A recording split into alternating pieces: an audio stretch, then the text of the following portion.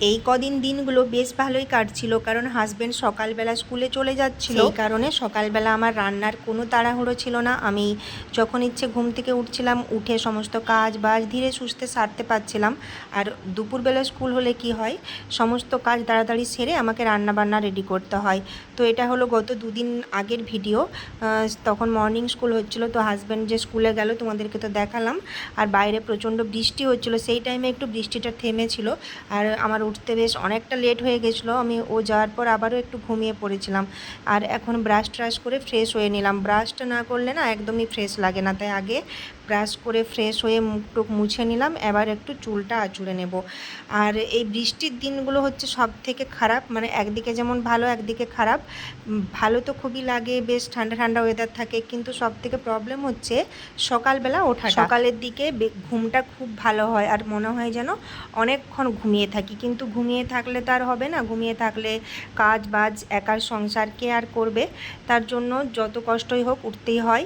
উঠে পড়ে এখন ফ্রেশ ট্রেশ হয়ে চুল টুল বেঁধে নিলাম, এবার কাজে লেগে পড়বো। তার আগে একটু ড্রাই ফ্রুটসগুলো খেয়ে নেব। ড্রাই ফ্রুটসের মধ্যে এখানে আমরা খাই হচ্ছে চিনেবাদাম, কাঁচা ছোলা, আমন্ড আর কিশমিশ, ব্যাস এগুলোই খাই। তো ড্রাই ফ্রুটস খেয়ে নিয়েছি, আর তারপর এখন এই জামা কাপড়গুলো একটু রোদে দিয়ে দেবো। যেগুলো শুকনো হয়েছে সেগুলো তুলে নেব, আর বাকিগুলো রোদে দিয়ে দেবো। হালকা হালকা একটু রোদ বেরিয়ে গেছে, তো ভাবলাম যেগুলো শুকোয়নি ওগুলো রোদে দিয়ে দিই। আসলে 2-3 দিন ধরে বৃষ্টি হচ্ছিলো, তো তার জন্য রোদ ভালো দেয়নি। আর বেলকনিতে জামাগুলো মেলে রেখে দিয়েছিলাম যাতে হাওয়াতে শুকনো হয়ে যায়।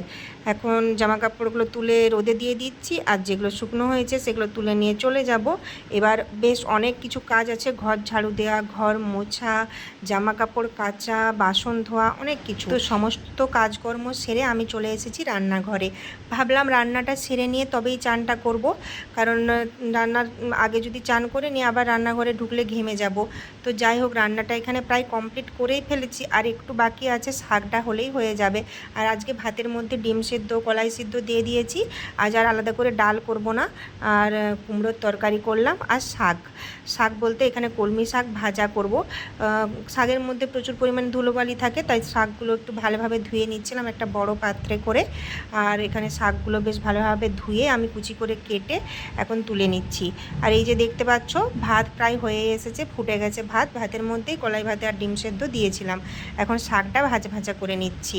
এই ছিল আজকের মেনু, আর আজকের ভিডিওটা এই পর্যন্তই। দেখা হবে অন্য কোনো ভিডিওতে অন্য কোনো দিন। ততক্ষণের জন্য তোমরা সকলে ভালো থাকবে। টাটা।